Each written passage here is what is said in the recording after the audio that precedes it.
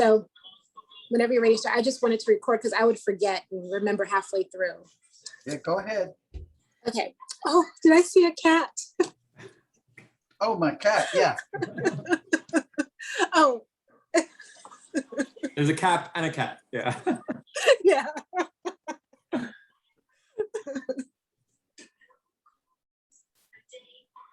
Oh, you know, Dr. Ian, one thing that Gabriel and I have been doing is word of the day. And so we have had some questions about sentence structure. Mm-hmm. I don't know how you feel sometimes, but sometimes I feel like my sentences are a bit too ambitious. So, you know, I'm like, does this make sense? So we kind of go back and forth on that. But, you know, there are some questions from that that we've had just in how to structure certain sentences. You know, we pick a word and then kind of build like example sentences around it. And then also some pronunciations have been, you know, brought into question. Okay, do you have some specific questions? So well, I know. Oh, okay. you can go ahead. No, good. You go first. Okay, well, one word that kind of stumped me was the word for skull. It was head bone, or like what is the inflection? Is it like head bone or head bone? Like more. No, it's head bone. Head bone. Yeah. Yeah. So I think what my issue is the inflection of words. Like, I think I'm a monotone person. So whenever I am encountered with something, I am always sort of looking for like, how do I say this? Yeah, I am not, Wendy, I am not the best person to ask about this because I'm a native speaker. You have to copy the way the old people even speak English, because you talk to the old women, and it's mostly women more than men, last longer. And they're gonna say head. Even my wife, who's not Seminole, but she's Black, but she says head and bed instead of head and bed. And that's what underlies Seminole pronunciation too. And I think possibly in this session, I mentioned, or maybe the last session, the word done, which is central to Seminole grammar, but it has now become a part of Southern speech, Black and white. I done told you, it done broke. Yeah. But that never came from England. That is purely Creole. Okay. And some of those pronunciations too, which are generally Southern, white Southerners got that from Black Southerners. Yeah. Because of their mamies, you know. Yeah, that was who was influencing them during their childhood. Yeah. Right. Oh, okay. And what was your question, Gabriel? I had a few because like we said, Wendy and I have been doing these posts, and sometimes we'll be like, we need to ask Dr. Ian about this. But one that comes to mind is that in some of the sentences in the book, verb tense seems to be implied from context. So it's past or future, but they don't use the past or future markers. Not all the time, but in some sentences. Is that just sort of like in the colloquial speech, it's just sometimes the marker is dropped because the tense is inferred? Well, generally, in a longish sentence, the tense is introduced up front, and pretty much once you've introduced it, you don't have to keep on introducing. Right. Okay. But what is fundamental here, regardless of that, the plain verb always has a past tense. Okay. So if you say, I see him, it doesn't mean I see him, it means I saw him. Right? Right. So the plain verb with nothing else is a past tense. Because there's a distinction in Creole grammar between the tense, which is the time of something happening, and the aspect of the time, not the time, but how it's happening. So are you talking about something that's a one-time thing, or something that's been going on for a while, or something that's over and done with? This isn't really about time, it's about how. Right. Mhm. So let's take a simple one like eat, right? Which is pretty much the same in Seminole. If you want to say I eat potatoes, you'd say I eat teta. Well, but that would mean I ate them. Because if you want to say I eat potatoes, well, this is where English gets a bit confusing, because in English, if you say I eat potatoes, it means that's what I do all the time, Mhm. right? If it's something that you're doing at the moment in English, you would have to say I am eating potatoes, okay? Mhm. So one is something that's happening right now, and one is something that happens all the time, not necessarily right now, but it's something that does happen. Both of those are covered by this word "da" in Seminole. So I'd eat potato would mean either I've got a dish of potatoes in front of me and I'm digging in, or it means every day I eat potatoes, which in actual fact is me. Um, Me too. if it ain't potato, it's rice or pasta. And my doctor says no, but you can't stop me. Um, so Creole grammar relies on little separate words like "duh." Okay. And I do get back to that actually in session 4. And do you have any more questions, Gabriel, right now? No, I think that was the one that that I was. I mean, I'll look for some of the other ones that I'll look through some of the old word of the day posts, and maybe at the end of class I can ask some of those questions. I don't want to delay Yeah. but that was one that, but it makes sense because now that you're saying it, every example was in something where it was a long story and the past tense was introduced early on, so it makes sense to not have to keep saying, you know, I've been, as opposed to just Yeah. Right, like right. in the word of the day post I did yesterday was for the word lile. And that was a question I had, was whether I'm saying it right for little lile, because I know that the spelling, the challenge of using English spelling for this language is that it's sometimes inconsistent, right? So it's like Lilly, but the Y and the I are pronounced almost identically, right? Yeah, but you know, we're talking about a language that doesn't really get written down. Right, of course. So if you know how to spell, it's how to spell English. Mhm. And there's going to be different spellings for the same thing. Yeah. And I cannot put it in phonetics Right. for the people in our group, because you'd have to learn phonetics, and I didn't want to go there. But Lily is the long form and Little is the short form. So you can say little bit or little bit. Mhm. I think Phil has a question. Yeah. Did you have a question? Yes, Dr. N, and I want to stay, you know, with the thread of the conversation, but something that will help me. I've been learning about Ira Berlin's concept of the Atlantic Creole. Now, did that language, did this African Seminole Creole, did it evolve from that Atlantic Creolization? Is it, Absolutely it did, yes. thank you. Absolutely.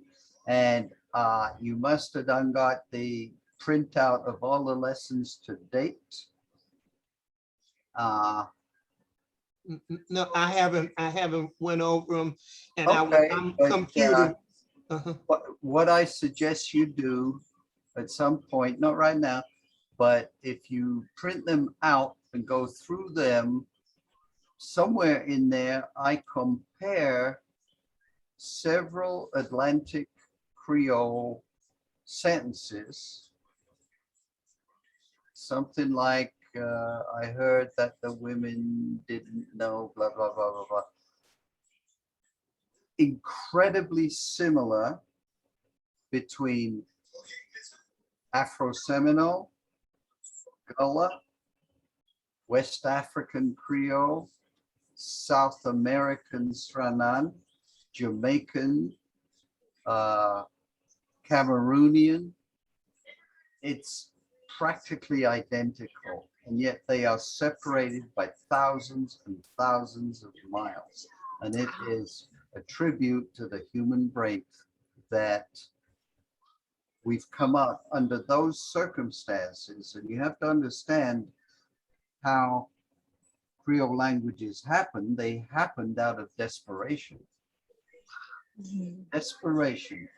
People being taken from their homes, herded together. They can't talk to each other because what the Bakra did was make sure if you spoke Madinka, I'm not going to put you with another Madinka because you'll be talking. So what do? You take the words you hear from the Bakra, but you put it into the grammar you're born with as a human being. Because this doesn't just happen in the Atlantic arena, it happens all over the planet where people are forced to communicate, and it's a basic human need to talk to other people. So when that happens, the same structure happens, but the words are different. So if you go to Haiti, the grammar of Haitian is the same as the grammar of Seminole, but the words are from French. They're not from English, they're from French. And that's how it works. Thank you. That's so exciting. It is exciting, and it doesn't really get into the history books, but it's you know, you got to be in charge of your own history. Don't let outsiders write your history. I'm a gypsy man. I know that since the beginning, experts about us have written about us without including us. You're Roma to me, Doctor. I cannot call you that word. I Yeah. have to say Roma. Yeah, that's a better word than gypsy, that's for sure. Yeah. All right, should we get stuck into lesson 4? Yes. Win?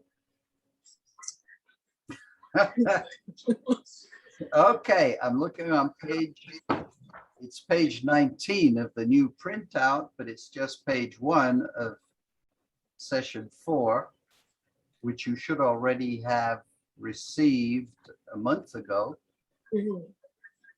And I'm guessing that the only people right now are us 4. No, Sarah's here. Oh, awesome. The phone. I think there's 6 of us. Sarah. Hi, guys. Hey. Who that is Sarah? Yes, and then I see a phone number to the other person. But Wendy, you're going to send this out to everybody. Yes, yes. Yeah, okay. It's being recorded. All right, Sarah, we say you did. That means where are you? Another see you. I think she muted herself. Well, she don't need to mute herself. All right, here we go. Session 4 deals with 2 basic words in the grammar. And to speak Seminole properly, you really have to get these sorted out. One is the word we, and the other is the word se.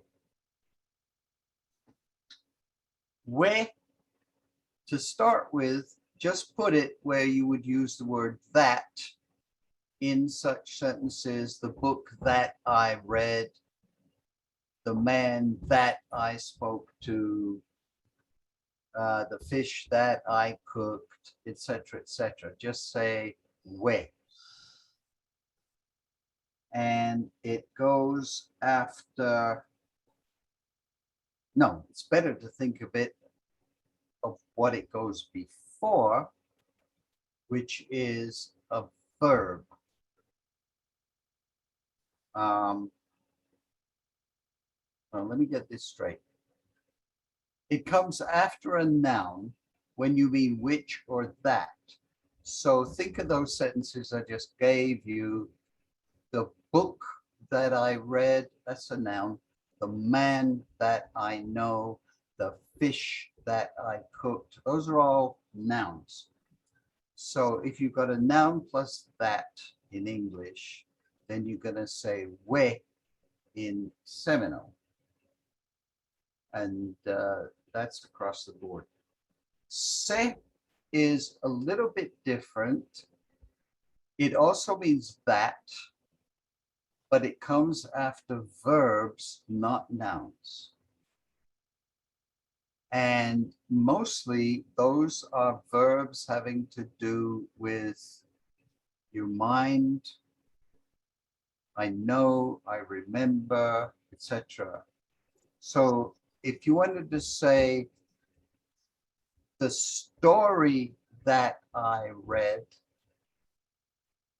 you wouldn't use we, you would say, no, I'm sorry, I'm getting confused here. The story that I read, it would be we. Itori we me read. But se comes after a verb. So I know that he'll be back soon. It would be, I know se he ain't gonna come back soon.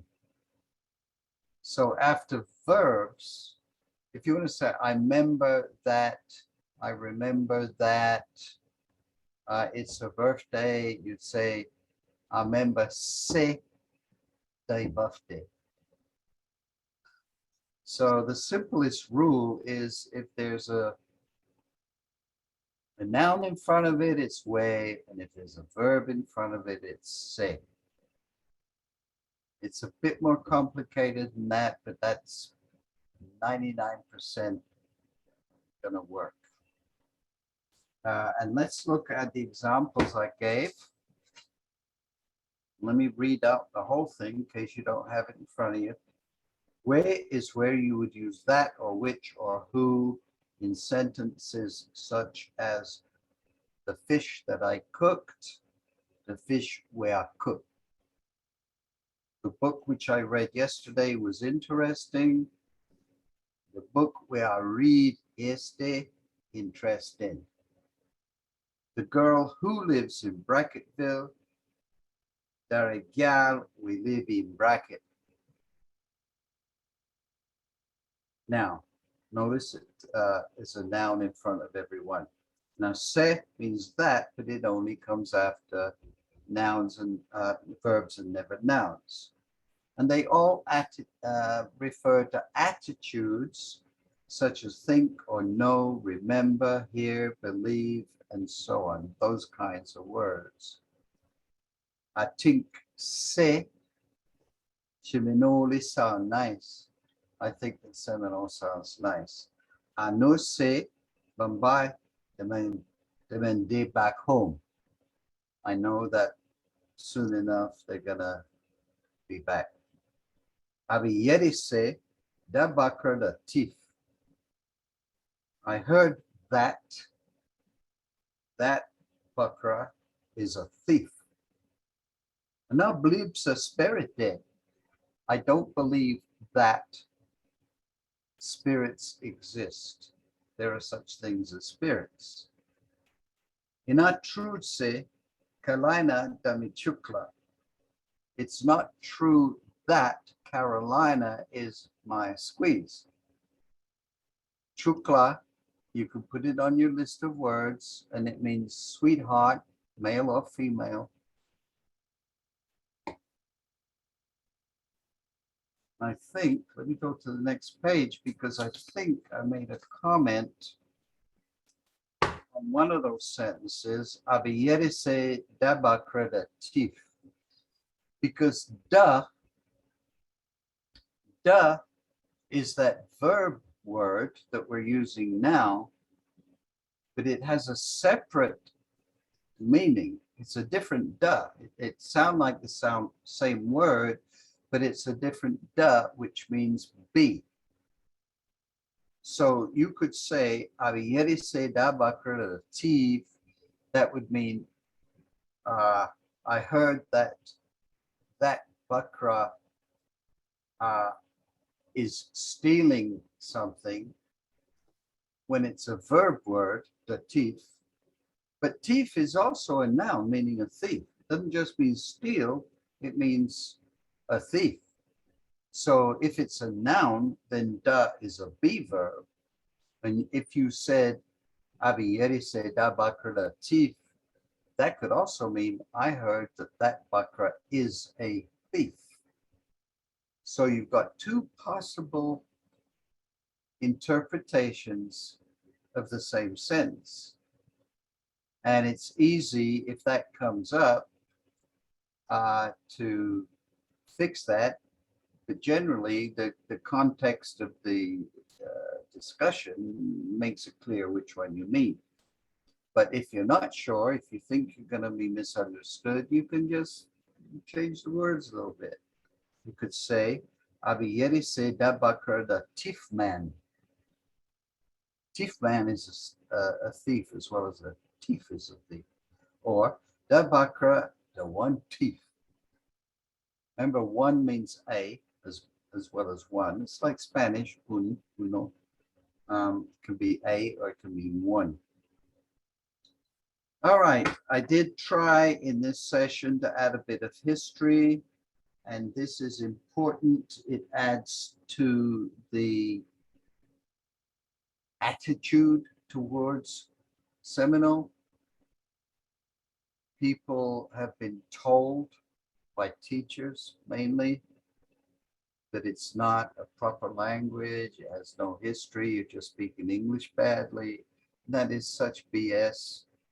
And if you know about the history, if you're in charge of your own history, then you're going to know that the English words in Seminole come from all over England, because that's where the sailors came from, who brought English to Africa and then across the Atlantic to America. But those sailors came from all over the British Isles. Some of them came from the north of England, some from the south, some were Scottish, some were Irish, and they all had their own different kinds of English dialects in Europe, in England, in Britain. And those words got mixed into what the sailors talked on board ship, because they also had a problem communicating. Even today, if you hadn't gone to school very far, if you came from the south of England and you met someone from the north of England or from Scotland, you'd have a hard time understanding how they spoke English. Imagine how that was 400 years ago when nobody went to school. So when those sailors found themselves all crowded together on board ship, they had to work out something real quick, just like the slaves did, but a little bit earlier on. So the words I've picked out, which are dialect words in Britain, but regular words in Seminole, ere. Ere means any. And it's in the slogan of our whole project. Ere people means any people. Arab people. Yeah. Ere people, any nation, ere country, it just means any. And the negative is nere. And you hear nere more in American English. Near, they say nary, nary a something, but in Seminole it's nere. Another one is weekday. In Seminole, you don't say weekday. I have a weekday job. You say I have a weekday job. Left, to leave something. You don't say leave it alone. You say left on. You don't say be careful you don't break it. You say broke, na broke up. Tikiaya na broke up. Loss is lose. Tikiaya na loss your money. Don't be careful you don't lose your money. Inti. Inti is a little tag you stick on the end of a sentence when you're kind of looking for a response. So if you want to say she's nice looking, isn't she? You might say, "He pretty, ain't it? She's nice looking, huh?" So ente means that. Swinge. Swinge is what you do, or what they used to do. I don't know if anybody does it now, but if you were going to cook a chicken, you'd have to get the feathers off first. You'd have to pull all the feathers off. And before you get to doing that, you got to hold that chicken over the fire and burn off the feathers to make it easier to yank them out from the chicken. And the word for that is swinge. And a woman in Seminole is uman. Uman doesn't have the W. Yeti is here. We all should know that one by now. Yeti is to hear. Longa means with. Come longa me. All of those words, you will hear them to this day. If you go to England and you go down into the southwestern counties, Somerset, Devonshire, Cornwall, you'll hear the same thing. Significantly, those are the counties that the sailors came from, because Bristol and Cardiff and those ports that the ships left out of are all in that part of Britain. Kibba. Kibba means to cover. Dreen. Dreen is to drain something, drain the water. Lily, meaning small. These are all from the middle part of England. Wrench. Wrench, meaning to rinse something. Best you wrench them greens for your yama. Better you rinse the greens before you eat them. That is also from the north of England. And then from Scotland, we've got worm. Worm is a worm. Greta. Greta means to grate. I guess what do you grate? Potatoes and different things. Snoot. Snoot is a pig's nose is a snoot, right? In English, I guess it's snout.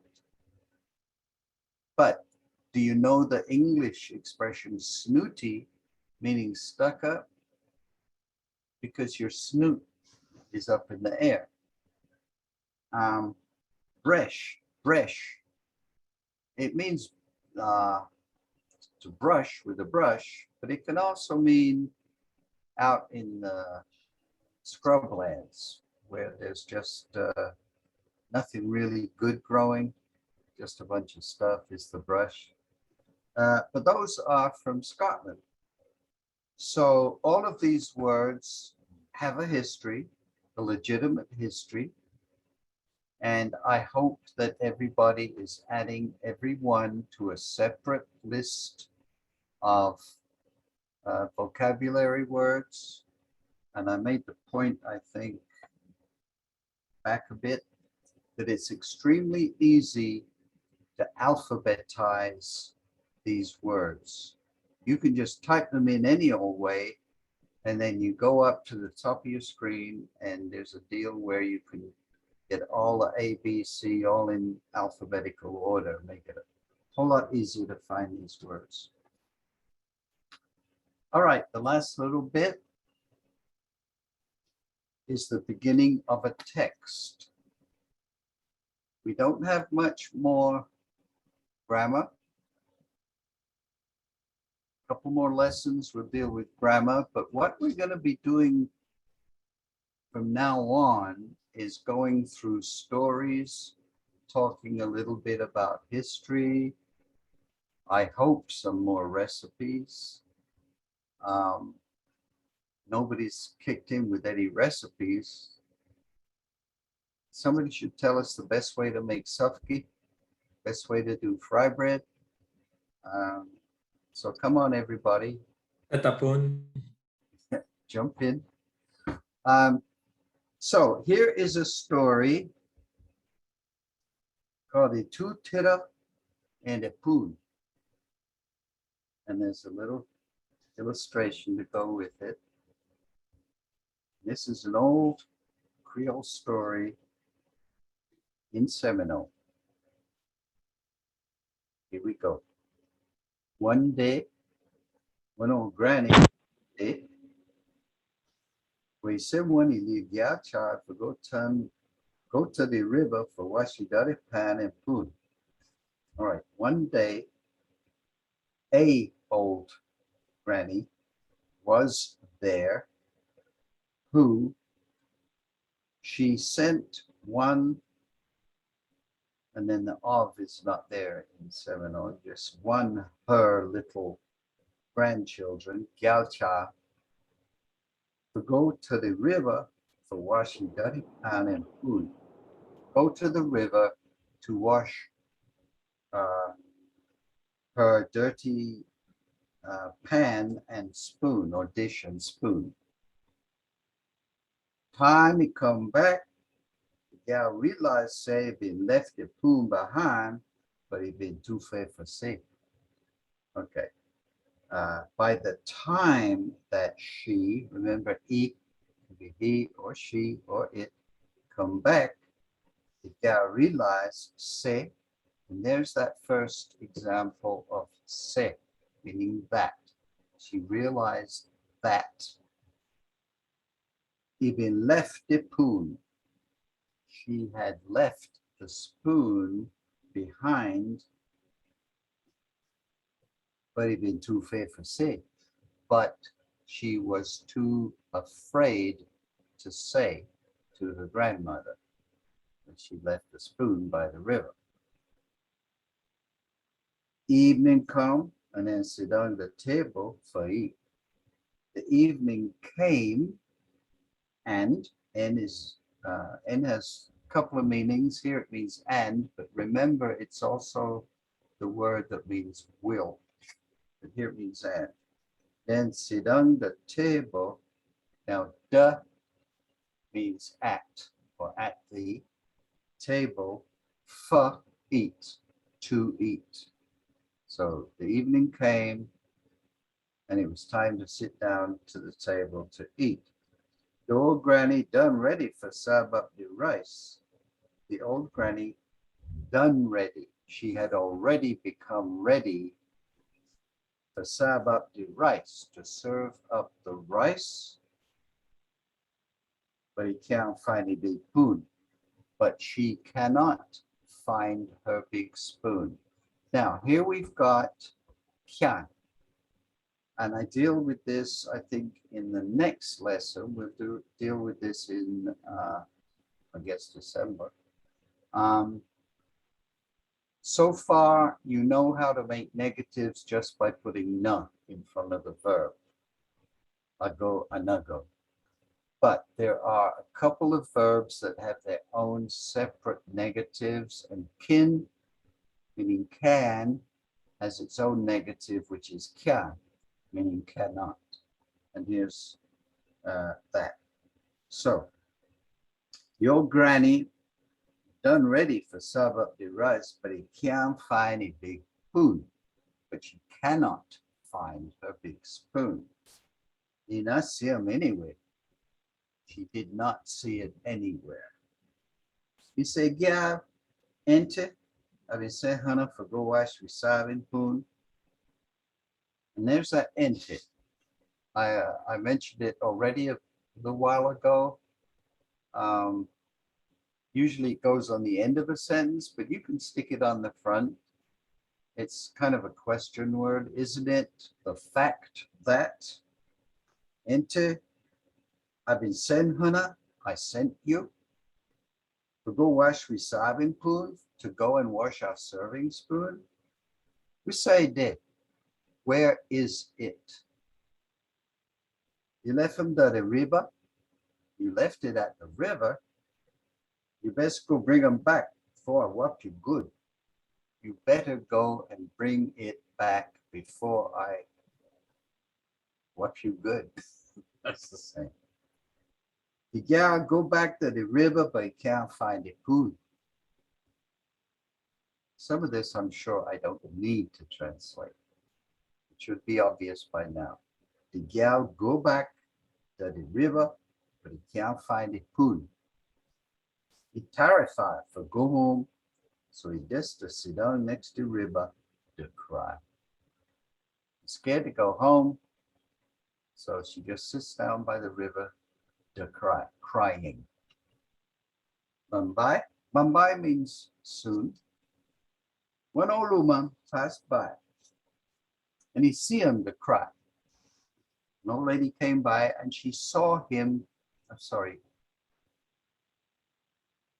She saw her crying. He asked him, "Make Hannah to cry, me daughter." Mek is a short form of wamek.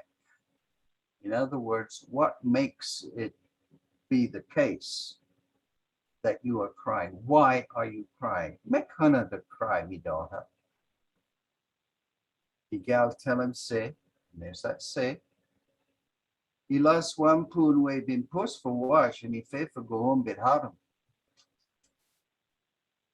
She lost a spoon which she was supposed to wash, and she was afraid to go home without it. Okay. The old woman tell us, say, he can help her, but first if a crummy doesn't foot them good and clean. The gal agreed. The old woman told her that, there's another say, and your homework, if you are in a homework frame of mind, might be to go through this text and pull out all of the ways and all of the says, since it's in today's lesson, and see how those two words are used and where they are used. The old woman tell and say, he can help him, she can help her, but first, if a crummy dirty foot them, but first she must. Now, fa also means must. It means to, but in sentences like this, it also means must. So first, if a crummy dirty foot them, but first she must scrub her dirty feet. Remember, you don't make plurals in Creole by changing the word or sticking an S or anything. You just put them after. So foot them means feet, good and clean. So the old lady is saying, I will help you, but you gotta scrub my dirty feet. And the gal agreed. The girl agreed. When he done for clean the old woman foot, when she had done cleaning the old woman's feet. Now, here's another bit of grammar. English shows possession with an ending, which is apostrophe S. It's no endings. So if you want to say the old lady's, either the old lady's foot or the old lady's feet, it's going to be the old woman foot, which could be foot or feet, but you know it's feet because the story tells you it's feet. If you weren't sure whether it's foot or feet, then you would say foot them. So it's easily clarified. When he done that for clean the old woman foot, the old woman tell him for go along the river some more. The old woman told her to go along the river some more, near meet up. Now here is that future end, meaning will. So we've got two ends. We've got N, E, N, meet up. And she will meet up with one next old woman where you can help her, with another old lady, the next old lady, where who he can help her, she can help her. Just so he do, just so he do. That means is, right? Or it is. So just so he do. It's so he did. That's what she did. When he meet this second old woman, he tell him how the first old woman, they tell him how he could have helped him to find a poon, and if he please could help him. When he met the second old woman, he told her how the first old woman told her how he could have helped her to find the spoon, and if he would please could help her. The old woman tell us say yes, he could have helped her. Old woman said yes, she certainly could help her, but before he help him, if a catch the mosquito bite, we they all over back. But before she helped her, if and there's that for meaning must again. If I scratch, she should scratch the mosquito bite with they, which are, remember they means exist, which they all over back, all over her back. The gal scratch 'em. Now, this is another very common Creole feature to show a repeated action. You simply repeat what's going on. So if you say scratch 'em twice, that means she kept on scratching. You scratch 'em, till the woman satisfied, until the old lady was satisfied. Then the woman tell him, say, if a pass on down the river, and then the woman told her that she must pass on down the river bank till he meet up long one next old lady, until she meets up with, remember long means with, one next old lady, another old lady, and Dara de old lady. Dara means that. And Dara de, that their old lady, were able help them for sure. Now, Gwen, this is the first time I think that it shows up, but it is the long form of N. We've been looking at N to be the future. I am go there, I will go there. But N is really the abbreviation of Gwen, Gwen Gode. And once you know that, it starts to sound a little bit more familiar. All right, that is only part one of a fascinating, exciting story. And we'll get the second part of it in the next lesson. You actually have it now if you downloaded even session 5. And by all means, go ahead, see if you could work it out. But if you want to wait, then I will be going through the whole lesson a month from now in early December. Let me say before we end today, I wish more people would be sending questions and signing up on the Zooms.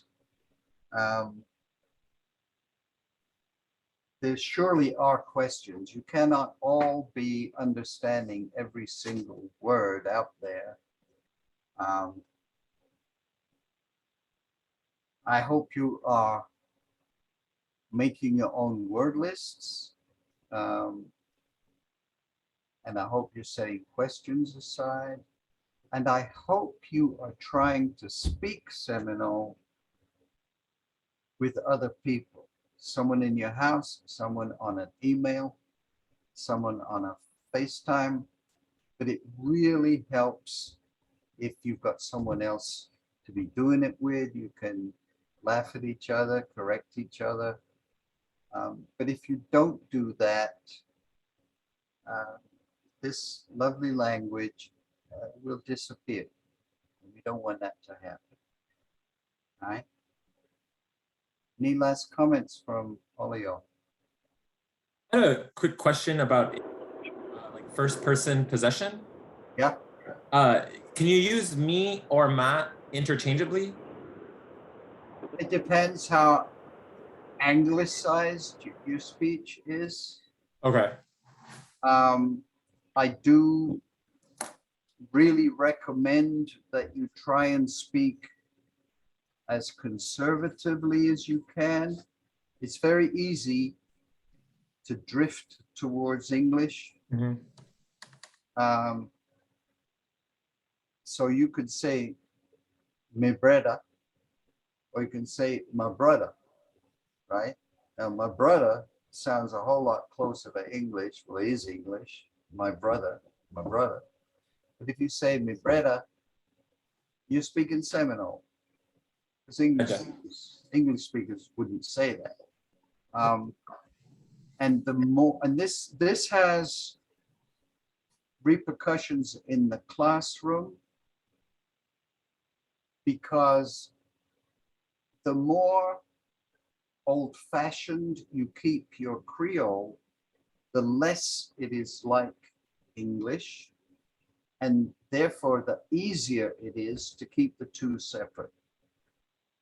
Once you start mixing English too much into your Creole, you reach a point where you don't know, are you speaking English with bits of Creole in it, or are you speaking Creole with bits of English in it?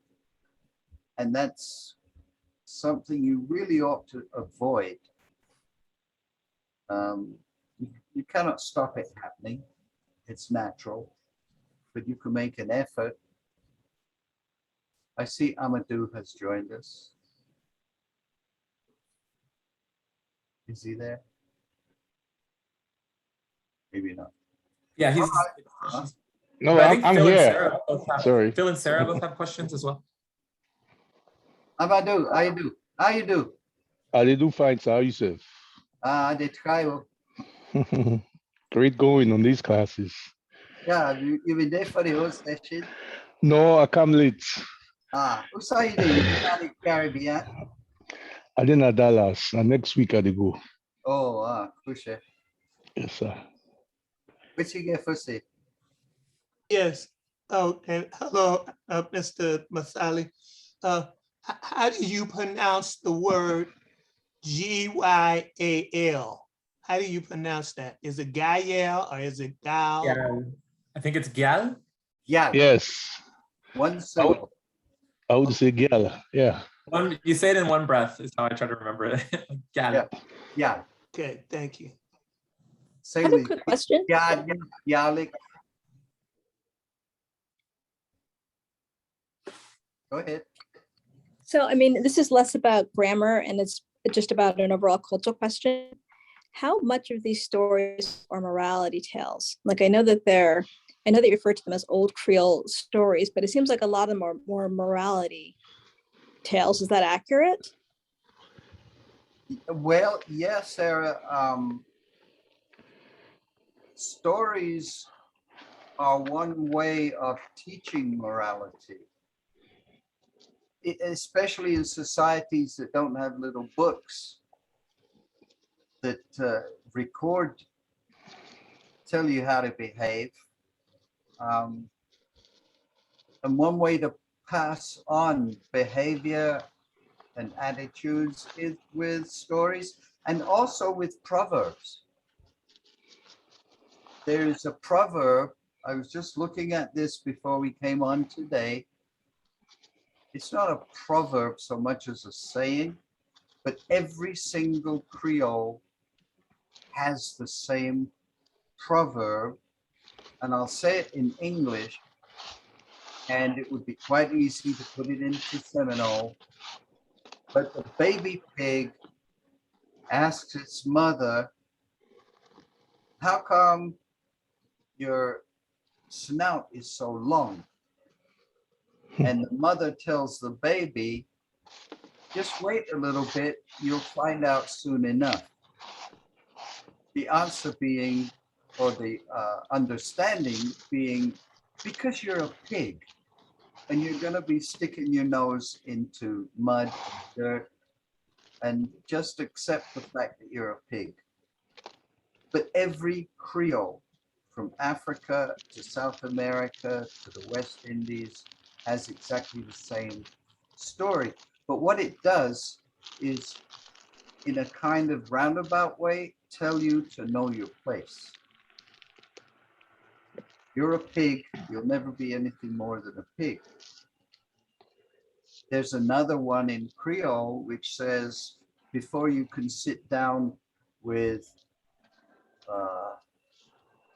fancy people, smart people, educated people, you're going to have to know how to hold a spoon. And you can understand what that means. Because, you know, you eat with your fingers until you sit down with society folk. But I want to add to that with regard to what Sarah is saying. I think my understanding is that these stories all seem to be teaching a lesson, so to speak. Even when I look at those Creole stories, the Bra Rabbit stories or the Bra Spider, which is called Anansi in the Caribbean, these stories tend to teach morals. Yes. I think that's what she's saying. Yes, she's absolutely right. Respect that. And you mentioned the Rabbit stories. Mhm. If you go back to Africa, and there is a hero in West African stories that, although it's small and weak, it ends up defeating the strong and powerful. In Lower Guinea, like in Ghana, let's say, it's a spider, a Nancy. But in Upper Guinea, it is a little kind of a miniature deer. Now, the Creole word for that is rabbit. It's not a bunny rabbit. It's not a Western looking rabbit, but the word rabbit is applied to a kind of baby deer. And if you look at the folk tales from Sierra Leone, it's Bra Rabbit, who is the trickster. And when those stories got brought over to America, that word rabbit got interpreted not as a kind of fritambo, but as a bunny rabbit. So now Walt Disney has Brer Rabbit, which is a bunny rabbit with long floppy ears and so on. But in each case, you've got a weak hero defeating the powerful, the big and the powerful. And this had so much application during slavery time, where the slaves could use those stories as a kind of moral, what's the word I'm looking for, moral support, that even though we are captives, we can use our smarts to outsmart the captors.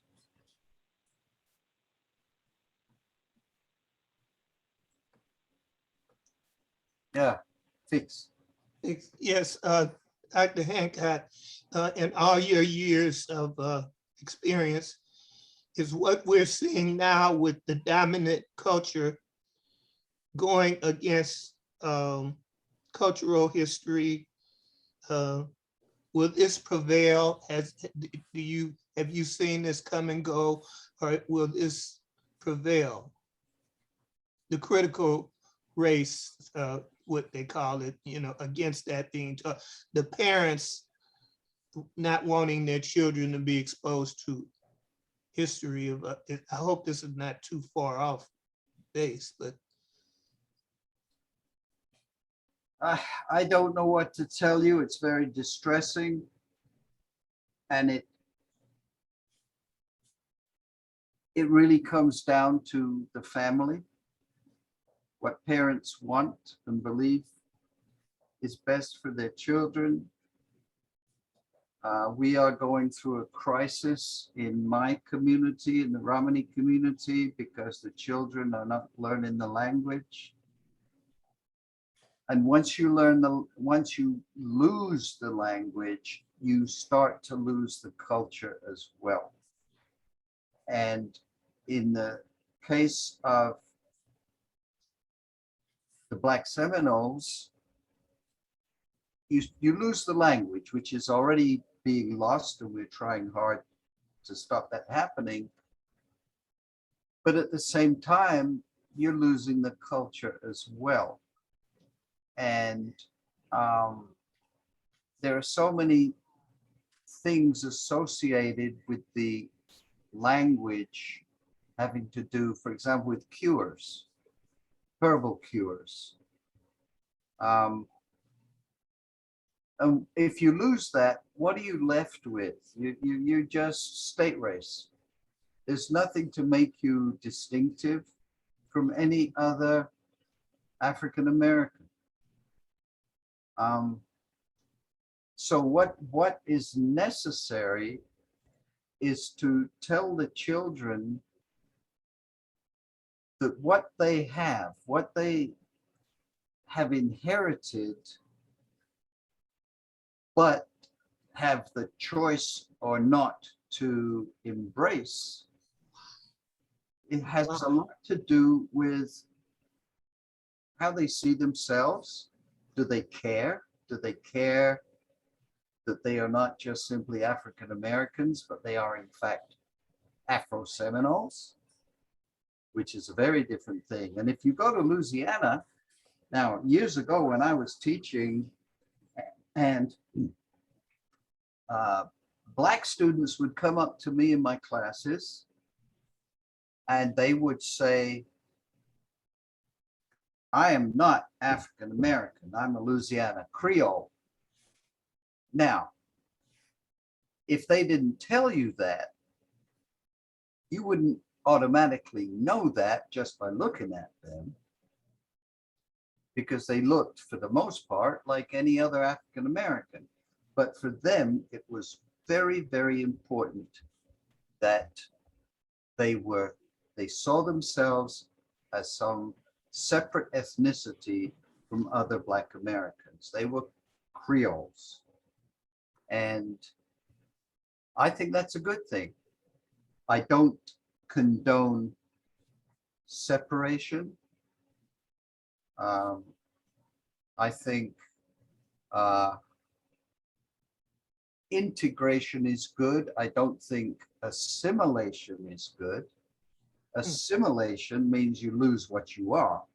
Integration means you keep what you are, but you join in. And there's no reason why Afro-Seminole people, the Negro Indian Scout descendants, blah, blah, blah, can do that too. But unless they have access to the history and the language, what have they got to hold on to? Is there a word in ASC to describe what you just said that we can take away? Oh, it probably is, but you have to ask the old people. I'm not a Seminole. I'm just doing my best. But I'm sure there's some sort of word. It may have to do.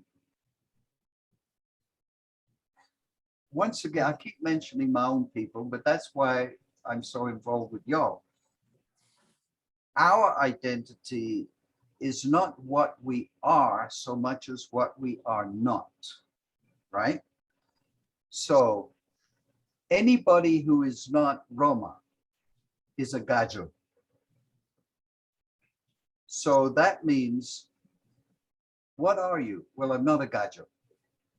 So it's really a negative identity. But to be a Seminole, you might argue, is, well, I'm not a state race. I'm a Seminole. I'm not a state race American. So it's sort of what you're not, up to a point, says what you are. And are Bukra, so Bukra is any person who's non-Seminole or non-Mexican? Yeah. But does that include, are state-raised people also Bukra in the traditional usage of the term? Yeah, and that is something weird, because in all the other sister Creoles, It's only white, right? it only, well, it's white, but it's also somebody black who acts white. Oh, But in Seminole, it takes it a step further. And it's anybody. So if you were Black American, you'd still be a Bukra if you were not a Seminole. That wouldn't make sense to a Jamaican, but it makes sense in Seminole. Let me ask you, are Black Americans gringos? no, No, what are they? no, they're Afro-Americanos or negros, but yeah, it's interesting because and that I think is a very South Texas usage of the term, because I think to some people in some cultures or in some contexts, gringo is anyone who is, from the US, but in South Texas, there's a very clear distinction. Gringo is a white American. We don't use it, like we wouldn't use it for a Black American or an Asian American, for example. Right, yeah. So it depends who you're talking to, where you are. And it's very easy to say the wrong thing to the wrong person. Doc, I wanted to also offer that that word Bokra extends all the way back to Africa, doesn't it? Because, Yeah, and Amadou, Creole had that word. Mhm. It got lost in Creole, but Mhm. you know about King Tom. Mhm. He used that word. Mhm. In 1792, he talked about slavery as Bukra business. Mhm. But somehow, and then it turned up again in Sierra Leone around 1860. Okay. But somehow it just never survived. Mhm.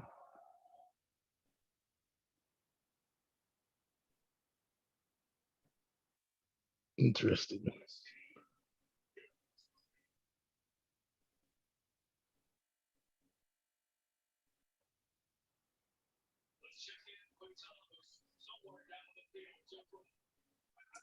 Well, I guess that's it for today, huh?